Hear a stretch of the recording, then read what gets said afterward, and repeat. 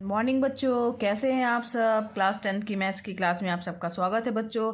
और हम पढ़ रहे थे वास्तविक संख्याएं, पहला चैप्टर। प्रश्नावली 1.2 जो है हम लोगों ने स्टार्ट कर दी थी बच्चों, और इसके क्वेश्चन नंबर 3 तक के क्वेश्चन हम लोगों ने हल कर लिए हैं। आज हमें चालू करना है क्वेश्चन नंबर 4 से। तो चलिए चलते हैं, देखते हैं क्वेश्चन नंबर 4 हमारा क्या कह रहा है। प्रश्न 4 जो है उसके अनुसार बच्चों HCF बराबर है 306 और 657। इनका HCF जो है बराबर दिया हुआ है 9 के, और दिया हुआ है कि LCM जो है दिया है, और LCM जो है 306 और 657 का ज्ञात करना है। यानी HCF दिया हुआ है और दो संख्याएं हमारे पास दी हुई हैं, और LCM हमें ज्ञात करना है। तो बहुत ही आसान है बच्चों, हम लोगों ने कल पढ़ा ही था कि दोनों संख्याओं का गुणनफल जो है वो HCF और LCM के गुणनफल के बराबर होता है। चलिए आइए देखते हैं इस प्रश्न को कैसे हल करेंगे।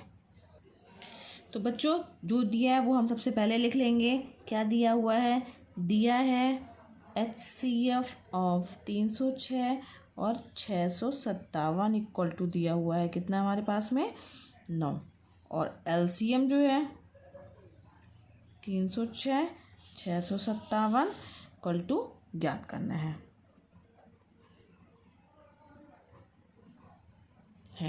ठीक। और संख्याएं कौन सी हैं?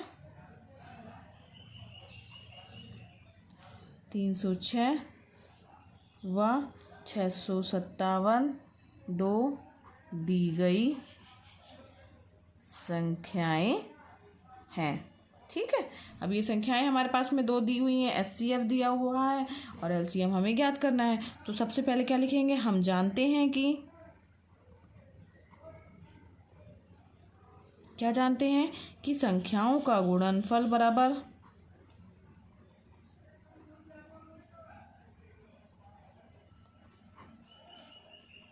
HCF into LCM। ठीक है, तो संख्याएं कौन कौन सी हैं? 306 गुणे 657, समझ में आ रहा है ना बच्चों। और HCF क्या दिया हुआ है बच्चों? 9 दिया हुआ है हमारे पास प्रश्न में, और LCM जो है हमें ज्ञात करना है। तो LCM बराबर क्या हो जाएगा? ये 9 बटे में आ जाएगा, 306 गुणे 657 बटे 9। 3 से कटेगा, 3 त्रिकाई 9, 3 एकम 3, 0, 3 दूनी 6, फिर 3 से कट जाएगा, 3 एकम 3, 3 त्रिकाई 9, 3 चौको 12, यानी 34 आ गया। 34 गुणे क्या आ गया बच्चों? 34 गुणे 657। ठीक, तो इसको मल्टीप्लाई करेंगे तो हमारे पास में आ जाएगा 22,338। तो LCM कितना हो जाएगा बच्चों? 22,338। क्या लिखेंगे? अतः LCM ऑफ 306 657 इक्वल टू 22,338 होगा। समझ में आया बच्चों किस तरीके से हम लोगों ने इसको हल किया है? कुछ नहीं, बस हमें ये फार्मूला पता था, संख्याओं का गुणनफल HCF और LCM के गुणनफल के बराबर होता है, तो वही हमने फार्मूला यूज़ किया है, और हमने एक वैल्यू जो कि हमें अज्ञात थी LCM वो हमने ज्ञात कर ली है। ठीक है, चलिए आइए बढ़ते हैं अब आगे प्रश्न नंबर 5 की ओर। 5वां क्वेश्चन है बच्चों, जांच कीजिए कि क्या किसी प्राकृतिक संख्या n के लिए संख्या 6 टू द पावर n अंक 0 पर समाप्त हो सकती है। बच्चों हमारे पास क्या दिया हुआ है कि प्राकृतिक संख्या n के लिए 6 टू द पावर n जो है वो, उसके बारे में हमें पता करना है कि 0 पर समाप्त हो सकती है कि नहीं। तो अगर हम बात करें 6 टू द पावर n की ना, तो 6 टू द पावर को हम 6 को क्या लिख सकते हैं? 6 के गुणनखंड करेंगे बच्चे, 2 3 6, 3 एकम 3, तो 6 को हम लिख सकते हैं 2 गुणे 3। अब चूंकि पावर n की बात हो रही है इसलिए हमने पावर n लगा दिया है। 6 टू द पावर n बराबर इतना हो गया। ठीक, अब यहाँ पर दिया है कि प्राकृतिक संख्या n के लिए, तो दिया है, क्या लिखेंगे बच्चों? दिया है प्राकृतिक संख्या n है। ठीक है, प्राकृतिक संख्या n क्या है? हमारी एक प्राकृतिक संख्या है। अब यदि 6 की पावर n का मान एक ऐसी संख्या है जिसमें इकाई का अंक 0 है तो 6 टू दी पावर n जो है वो 5 से क्या हो जाएगी, विभाज्य होगी। समझ में आ रहा है ना बच्चों। अगर किसी भी संख्या के लास्ट में 0 होगा, जैसे मान लीजिए 30 है, अब 30 में लास्ट में यहाँ इकाई का अंक क्या है हमारा, 0 है, तो वह संख्या हमारी किससे विभाजित होगी, निश्चित रूप से 5 से, तो वो विभाजित होगी ही होगी। अगर 0 इकाई का अंक 0 है तो वही बात कही गई है इसमें, इकाई का अंक अगर 0 है तो 6 टू दी पावर n जो है वो क्या होगी, 5 से विभाजित होगी। लेकिन चूंकि जो है अब 6 टू दी पावर n का मान क्या आ रहा है हमारा, 2 गुणे 3 की घाते n प्राप्त हो रहा है ना। तो इसका क्या मतलब हुआ कि 6 की पावर n के अभाज्य गुणनखंड कौन कौन से होंगे बच्चों, 2 और 3। यहाँ 5 दिखाई दे रहा है क्या, 5 तो दिखाई नहीं दे रहा है, 2 और 3 के अलावा तो कुछ नहीं दिखाई दे रहा है। तो 2 और 3 है, 5 है नहीं, तो इसका मतलब है कि 6 टू दी पावर n का कोई भी गुणनखंड जो है वो 5 नहीं हो सकता है। इसका मतलब हुआ कि वो 6 टू दी पावर n जो है संख्या 0 पर समाप्त नहीं होगी। बस इसी को अपने शब्दों में लिखना है बच्चों। तो चूंकि 6 टू दी पावर n बराबर 2 गुणे 3 की घाते n, तो इसका क्या अर्थ है, का अर्थ है कि 6 की पावर n के अभाज्य गुणनखंड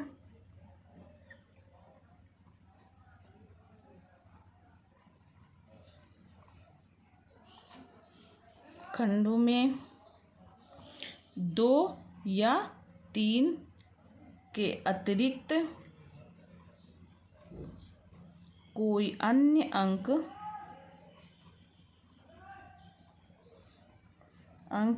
या गुणनखंड नहीं है। ठीक है, 5, इसका तात्पर्य ये है कि 5 तो दिख नहीं रहा कहीं पर, तो इसलिए क्या होगा, 6 टू दी पावर n का कोई गुणनखंड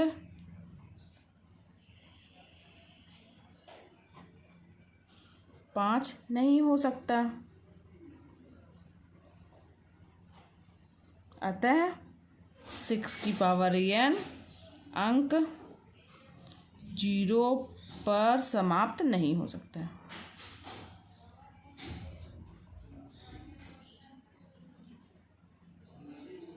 नहीं हो सकती है। ठीक है, समझ में आ गया ना बच्चों।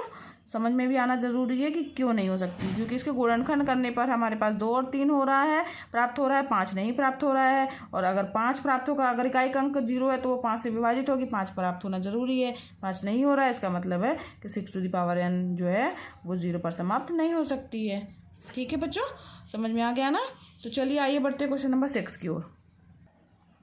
6वां क्वेश्चन है, व्याख्या कीजिए कि 7 गुणे 11 गुणे 13 धन 13 और 7 गुणे 6 गुणे 5 गुणे 4 गुणे 13 गुणे 3 गुणे 2 गुणे 1 धन 5 भाज्य संख्याएं क्यों हैं। ठीक है, इसकी हमें व्याख्या करनी है कि ये जो संख्याएं हैं वो भाज्य संख्याएं क्यों हैं। तो चलिए आइए देखते हैं कैसे हल करेंगे बच्चों। तो देखिए जो हमारे पास दिया पहले हम उसको लिखेंगे। क्या दिया हुआ है, 7 गुणे 11 गुणे 13 गुणे 13। ठीक है, गुणे नहीं है, सॉरी धन है, प्लस का निशान लगा हुआ है। 7 गुणे 11 गुणे 13 प्लस 13।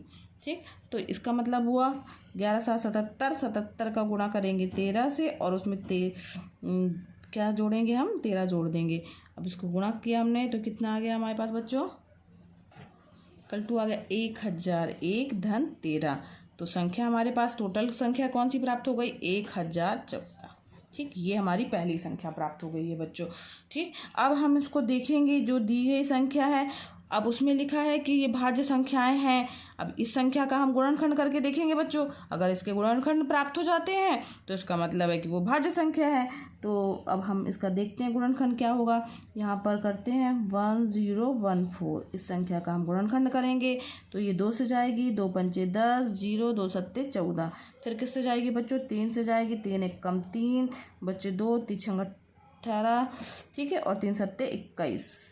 फिर किससे जाएगी बच्चों, ये 13 का स्क्वायर है तो ये 13 एक कम 13 और यहाँ पे 13 एक कम 13। तो यानी हम जो संख्या है 1014 को क्या लिख सकते हैं, 2 गुणे 3 गुणे 13 गुणे 13। समझ में आ रहा है ना बच्चों। तो इस संख्या को हमने जो है अभाज्य गुणनखंड के रूप में लिखा, गुणनखंड के रूप में, तो ये हमारे पास में प्राप्त हो गया।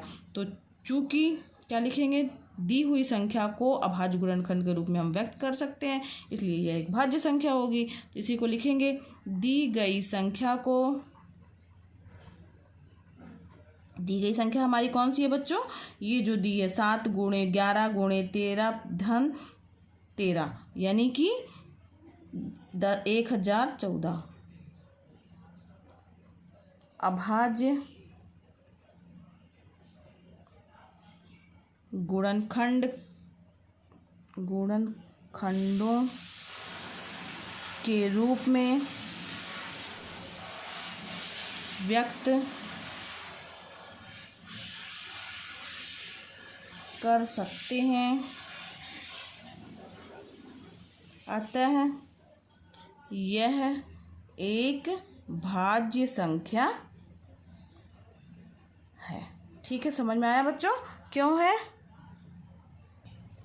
ठीक है बच्चों, समझ में आया कि हमने क्या किया, गुणनखंड निकाले हैं बच्चों, और गुणनखंड निकालने के बाद जो है हमने देखा है, पहले तो जो दी हुई संख्या उसको ज्ञात कर लिया है, गुणनखंड निकाला है। अगर गुणनखंड हमें जो प्राप्त हो रहे हैं, यानी हम इस संख्या को अभाज्य गुणनखंड के रूप में व्यक्त कर सकते हैं, इसलिए यह क्या होगी, एक हमारी भाज्य संख्या होगी। इसी तरीके से जो दूसरा वाला दिया हुआ है, 7 गुणे 6 गुणे 5 गुणे 4 गुणे 3 गुणे 2 गुणे 1 धन 5, तो इस संख्या को गुणा जब करेंगे हम तो हमारे पास ये संख्या प्राप्त हो जाएगी 5040 धन 5 इक्वल टू क्या हो जाएगा, 5045।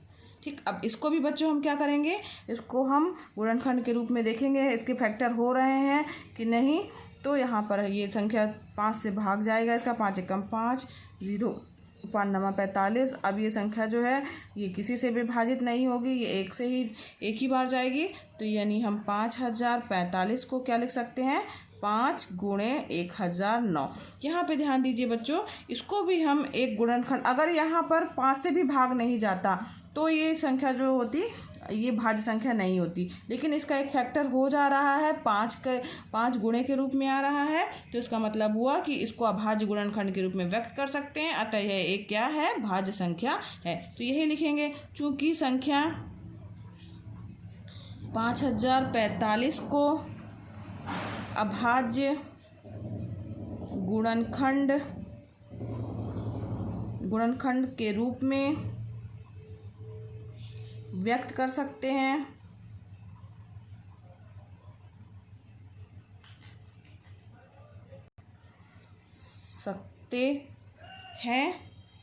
अतः यह एक भाज्य संख्या है। ठीक है, समझ में आ गया ना बच्चों, कुछ नहीं किया, उसके गुणनखंड निकाले हम लोगों ने। तो चलिए अब बढ़ते हैं क्वेश्चन नंबर 7 की ओर। 7वां प्रश्न कह रहा है बच्चों, किसी खेल के मैदान के चारों ओर एक वृत्ताकार पथ है। इस मैदान का एक चक्कर लगाने में सोनिया को 18 मिनट लगते हैं, जबकि इसी मैदान का एक चक्कर लगाने में रवि को 12 मिनट लगते हैं। मान लीजिए वे दोनों एक ही स्थान और एक ही समय पर चलना आरंभ करके एक ही दिशा में चलते हैं, तो कितने समय बाद वे पुनः प्रारंभिक स्थान पर मिलेंगे। ठीक है, तो चलिए आइए देखते हैं इस क्वेश्चन को कैसे हल करेंगे बच्चों। प्रश्न में दिया है बच्चों कि सोनिया और रवि को जो है वो एक चक्कर लगाने में कितना अलग अलग समय लगता है ना, तो सबकी कैपेसिटी अलग अलग होती है। तो दिया है सोनिया, सबसे पहले लिखेंगे दिया है सोनिया तथा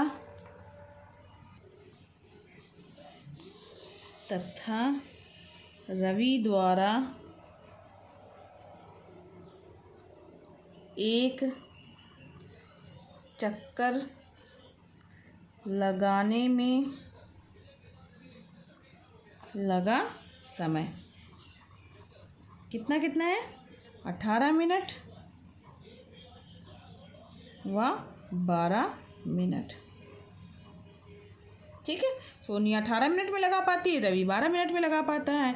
अब चूँकि लिखा है कि हमें ये पता करना है कि वो दोनों जो है वो कितने समय बाद पुनः जो है वो अपने प्रारंभिक स्थान पर मिलेंगे, कितने समय बाद मिलेंगे। तो दोनों के जो है उसी स्थान पर मिलने का समय जो होगा वह जो है इन दोनों के एलसीएम के बराबर होगा। ठीक है, तो यहाँ पर हम लिख देंगे, अतः दोनों के उसी स्थान पर मिलने का समय, मिलने का समय जो है जहाँ से वे चले थे, 18 मिनट व 12 मिनट का क्या होगा, एलसीएम होगा। ठीक है, इन दोनों का एलसीएम निकाल लेंगे तो हमें वो समय जो है वो पता चल जाएगा। तो अब 12 और 18 का क्या करेंगे बच्चों, यहाँ पे हो गया हमारे पास 18 और यहाँ पे हो गया 12। अब इन दोनों के गुणनफल निकालेंगे तो 18 का निकालेंगे, 2 9 18, 3 त्रिकाई 9, 3 एकम 3। इसी तरीके से 12 का क्या हो जाएगा, 2 छक्का 12, 2 3 6, 3 एकम 3। ठीक, तो 18 को क्या लिख सकते हैं, 2 गुणे 3 गुणे 3, 2 गुणे 3 गुणे 3। अब 12 को क्या लिख सकते हैं, 2 गुणे 2 गुणे 3, 2 गुणे 2 गुणे 3। ठीक, अब इनका क्या निकालना है, हमें एलसीएम निकालना है। तो सबसे पहले क्या हम देखेंगे, दोनों में कॉमन क्या है, 3 कॉमन दिख रहा है, साथ ही साथ क्या कॉमन दिख रहा है बच्चों, 2 भी कॉमन दिख रहा है। तो इन दोनों को हम एक बार लिखेंगे बच्चों। तो 18 व 12 का एलसीएम, अब इन दोनों का एलसीएम क्या हो जाएगा बच्चों, तो 2 गुणे 3, जो एक बार आया वो एक ही बार लिखेंगे ना, जो दोनों में उभयनिष्ठ है। तो 2 गुणे 3 हमने लिख लिया। इसके बाद जो बचा हुआ है वो हम लिखेंगे। तो बचा क्या है हमारे पास में, 2 और एक और क्या बचा हुआ है, 3। तो यानी 2 3 6, 6 दूनी 12, 12 दूनी 24, 12 3 36, यानी क्या हो गया, 36 मिनट। ये 36 जो आया वो हमारा क्या आया, मिनट। ठीक, तो 36 मिनट बाद मतलब दोनों जो है वो पुनः उसी स्थान पर मिलेंगे। तो लिख दीजिएगा, अतः दोनों 36 मिनट बाद पुनः उसी स्थान पर मिलेंगे जहाँ से वे चले थे।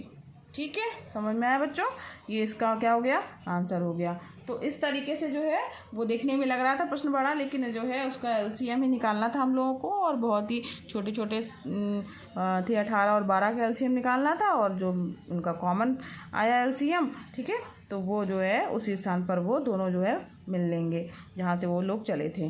तो बच्चों अब आज जो है ये प्रश्नावली 1.2 यहीं पर समाप्त हुई, और आज के लिए बच्चों इतना ही, और मिलेंगे हम नेक्स्ट लेक्चर में जिसमें हम प्रश्नावली 1.3 जो है वो स्टार्ट करेंगे। और बच्चों आपको मेरा वीडियो पसंद आया हो तो उसे लाइक कीजिए, सब्सक्राइब कीजिए, और साथ ही साथ दूसरे बच्चों को शेयर भी कीजिए बच्चों। धन्यवाद बच्चों।